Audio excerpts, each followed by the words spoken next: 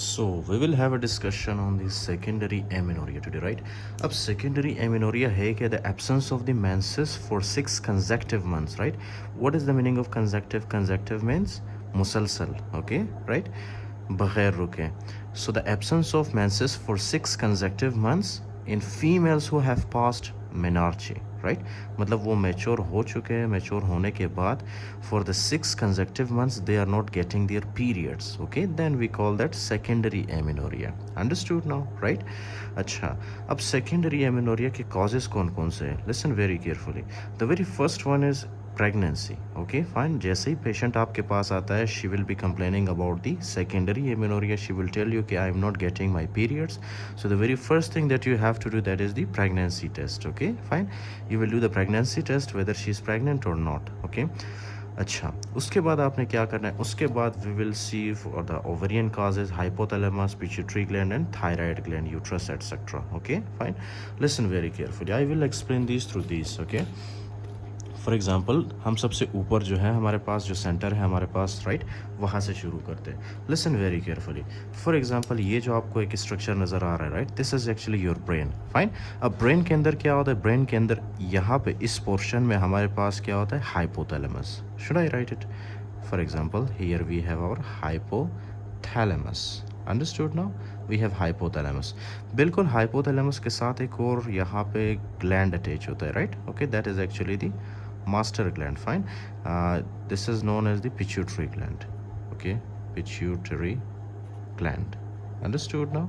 Okay, so the very first one we have hypothalamus and the second is pituitary gland. Okay, अब hypothalamus क्या release करता है? This is something obvious in the previous lectures we discussed कि ये GnRH release करता है. GnRH pituitary gland को stimulate करता है. पिट्यूटरी ग्लैंड फिर क्या रिलीज़ करेगा आगे? FSH-LH, right. फिर वही FSH-LH जाता है हमारे ओवरी स्पेक्ट करता है. That will lead to the production of estrogen and progesterone. We discussed these okay in the previous lectures. So now we will see के सेकेंडरी एमेनोरिया यानी कि जो मेंसेस नहीं आते वो किस वजह से नहीं आते. The very first reason that you have to remember, okay, that is actually the hypothalamus. Okay right, that can be due to the hypothalamus. अब हाइपोथैलेमस में कौन कौन से रीजंस हो सकते हैं? Listen very carefully. For example, sometimes hypothalamus के अंदर क्या होता है? There may be some type of the tumour. Okay right, there may be some kind of tumour.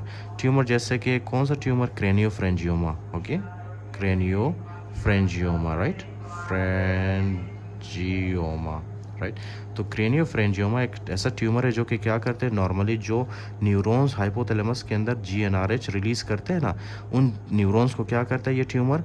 उन न्यूरॉन्स को सप्रेस करता है, उनके ऊपर प्रेशर डालता है, जिसकी वजह से वो न्यूरॉन्स GnRH रिलीज़ नहीं कर पाते. जो अब फॉर एग्जांपल अगर GnRH नहीं होगा तो GnRH एंटीरियर पिट्यूटरी को स्टिमुलेट नहीं कर पाएगा, जिसकी वजह से anterior pituitary FSH and LH produce नहीं कर पाएगा. So that will lead to the reduction in the level of the FSH and LH. Understood now?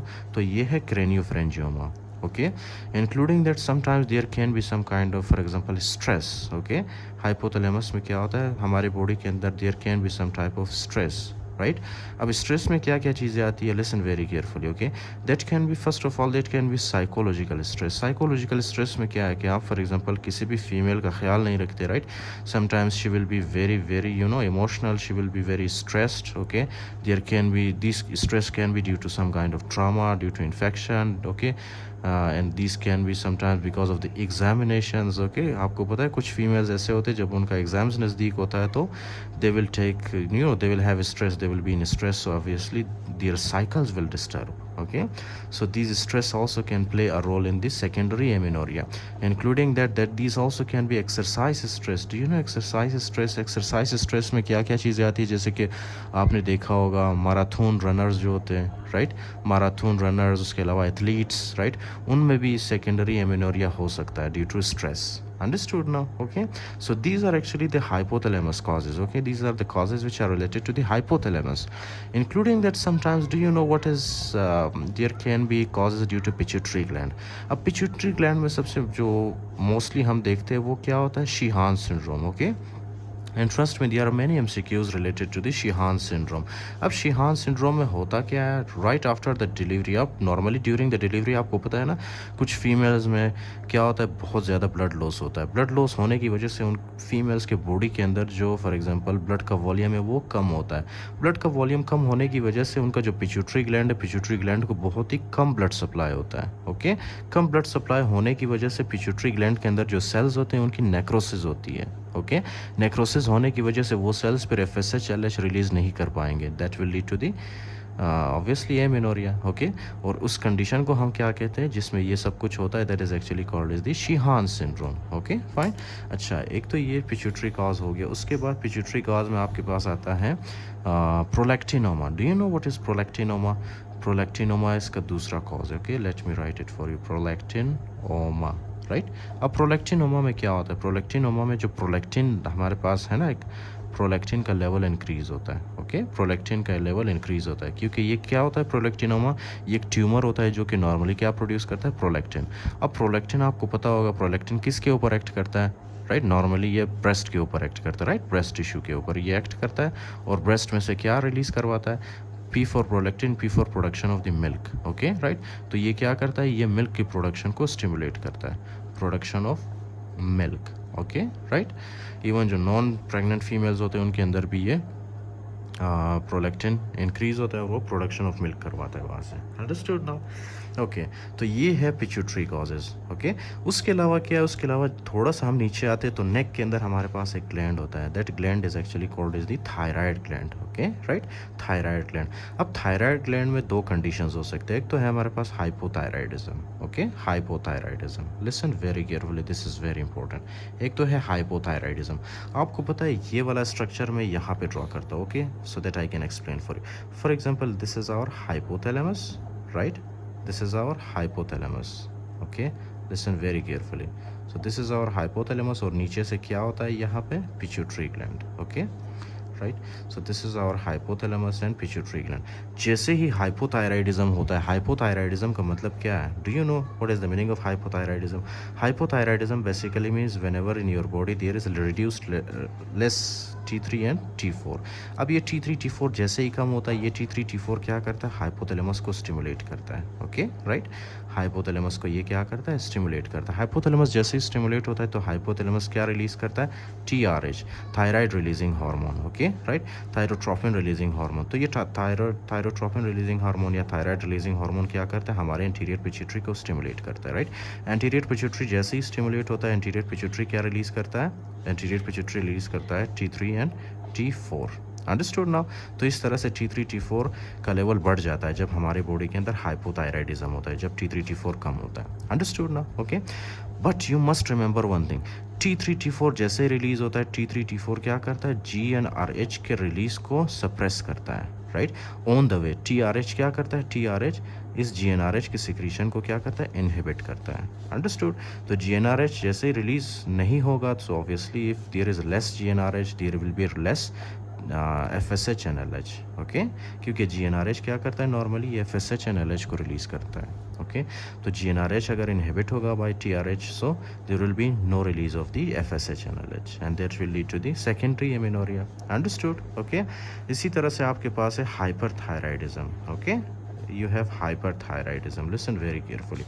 Actually these conditions that I am discussing with you, they are all mentioned in your book. See, thyroid gland, hypothyroidism, hyperthyroidism. Okay, तो book से बाहर कुछ भी नहीं बता रहा मैं। सो hyperthyroidism में क्या होता है, listen very carefully, there will be increase. Okay, ये तो एक केस हो गया ना हाइपोथायराइडिज्म का।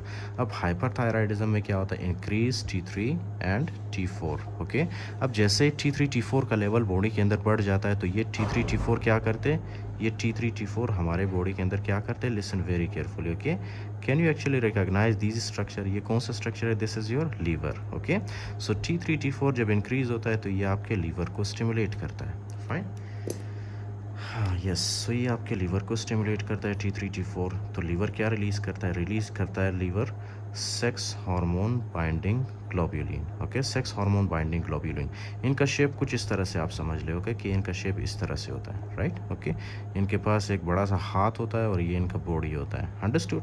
दे are actually what, they are sex hormone binding globulins. अब सेक्स हार्मोन बाइंडिंग ग्लोब्यूलिन्स क्या करते हैं? ये नॉर्मली जब आपके सर्कुलेशन के अंदर रिलीज होते हैं, so they will bind with something. Okay, right, they will bind with something. What is that something? Listen very carefully. For example, this is your blood. Understood? Okay, so this is your blood circulation. Okay, अब blood circulation के अंदर normally जब menses होता है तो उसमें क्या release होता है? उसमें रिलीज़ होता है एस्ट्रोजन, राइट, एस्ट्रोजन। फिर यही एस्ट्रोजन आगे जाके एंडोमेट्रियल वॉल की थिकनिंग करवाता है। This is something you know in the previous lectures we discuss, right.